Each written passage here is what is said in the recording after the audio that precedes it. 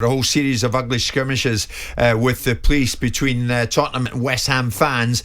Right along the Tottenham High Road last night, one supporter appearing to be knocked unconscious. How lovely, isn't it? So close to Christmas, this time Season of goodwill to all men. And you got overweight lumps of lard battling with each other, shouting at each other and boos in the streets. It's just not on. It's unacceptable. See, I think the police have got to do more.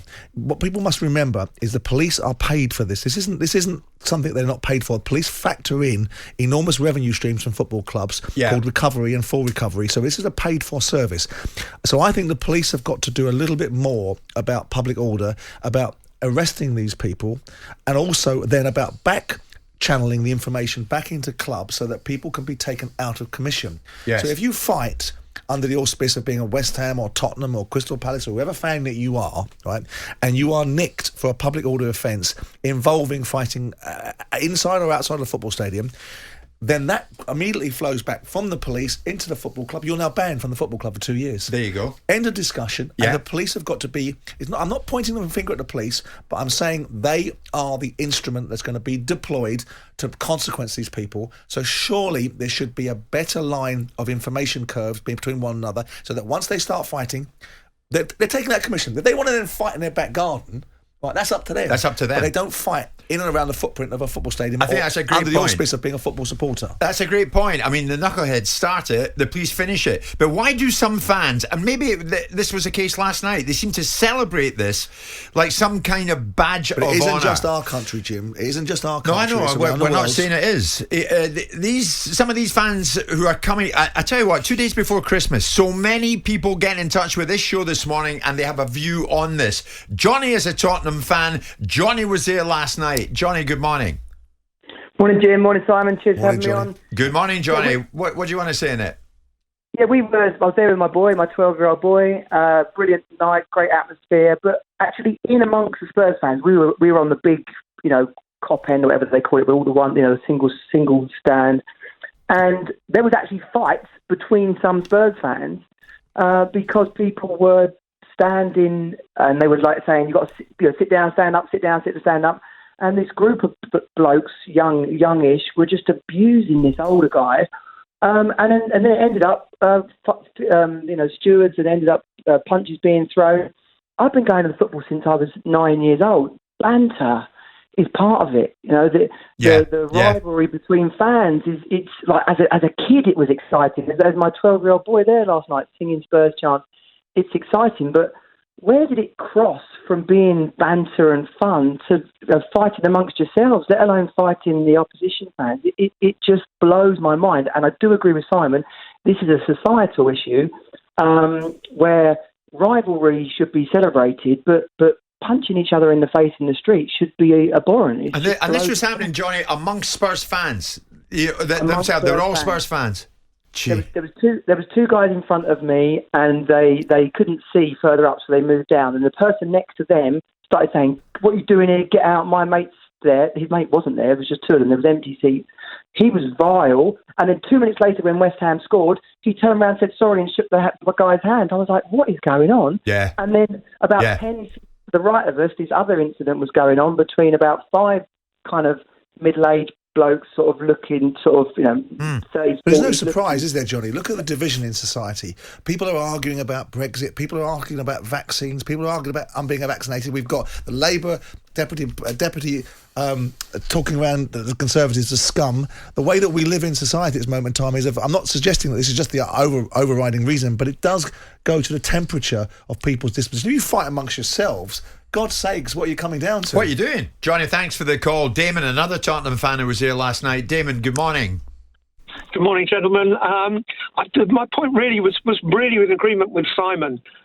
This is down to the police. Football does, I think, all it can at the moment to stop this being linked inside stadiums, and they do, and everybody inside football does a good job in doing that.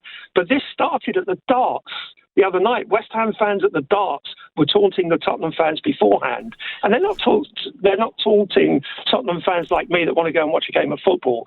They're taunting the members of the firms that attach themselves to a name of Tottenham. And the people that were fighting last night wanted to fight. They were not attacking. I was standing outside watching it, standing outside one of the takeaway shops, as many people were. These were a group of thugs that wanted to punch two bowls of whatever out of each other, and they just got on with it, and the police joined in. And I have to say, a lot of police very aggressively, and to some of the bystanders as well. But that's a separate point. The thing is that this has got to be dealt with by the police, maybe give them banning orders from the 2 miles around the football club on a game day. Yes, It's got to be done by the courts and the police, and I think football is doing a pretty good job in policing it. Damon, thank you for that. I mean, there's another one, Paul. Simon's right, but the police need to identify these people who are involved. It needs a bit of work, but they've got to identify them and then ban them. Nevin's a big Liverpool fan. Nevin, good morning.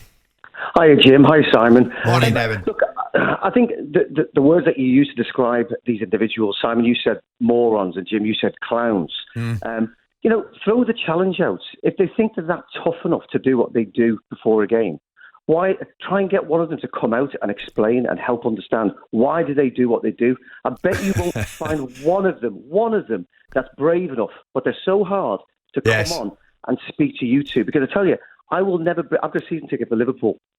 I'll never take my kids to an away game, and unfortunately, I'd never take them to an away game in London. It just wouldn't. I couldn't do it because it's walking to the game and walking away, not in the game itself. Yes, that's the bit I'm always concerned. I mean, that is so sad, Nevin, and you don't think you'd be safe? No, well, it's not. Look, me, I'm 51. It's a bit different. My daughters, no, not a chance. 15 and 13. There's no way I would take my daughters to an away game down in London. I just couldn't do it. Yeah, it's pitiful when it comes to that, Nevin, isn't it? You imagine it. You come into London, say you're playing Simon's Palace, or you're playing Tottenham, you're playing West Ham or Arsenal, and it is a great day out, or it should be, Nevin. It should be, and look at the stadiums that are on offer. Yeah, all the stadiums. I used to live in Tooting, and Palace, great stadium, great support, great atmosphere. And now you look at the new London stadiums. Yeah, they're the showcase. It offers when you go down to London. Yeah, you've got a great stadium to go to as well. But I'm sorry, it's getting to the game and getting out of the game. That's always my. Nevin, thank you for the call. Do you go back to what you said earlier, Simon? When you had a second thought about it during the commercial break, and you said, "No, it's the police. The police. Yeah, they've got to get on this more." Yeah. I mean, someone was saying to me, the police don't get paid. They do get paid. Yeah, and the police officers get overtime. So it's not a case of that. The police look at this as a resource and as a financial opportunity. Don't be under an illusion that they do not, because I've sat with them whilst they do it. Yeah, and they budget for it, and it's an expensive business at football clubs. How much were you shelling out for the police presence on a Saturday? Because we didn't have full recovery. Outside of the Premier League, at times you didn't have to pay full recovery. Means inside the stadium and outside, and all that goes around the stadium, the parking, everything that goes around in the towns that are local to the football clubs that are playing in that particular circumstance. And you'll be talking about maybe for just inside the stadium, 15,000, 16,000 per game. Now, if you extrapolate that out to Premier League clubs, it's going to be 50, 60, 70,000 a game. Yeah. Or getting towards those numbers. Yeah. £1 million a year for your Premier League club on policing, not stewarding. Police presence, right? And I just think the police have got to do a little bit better. And like they turn around and say, if you nick somebody that's a West Ham fan, you can quite easily cross-reference with the club. Is this a season ticket holder of yours? Is this somebody that's bought tickets from you? Bang. Now, we want you.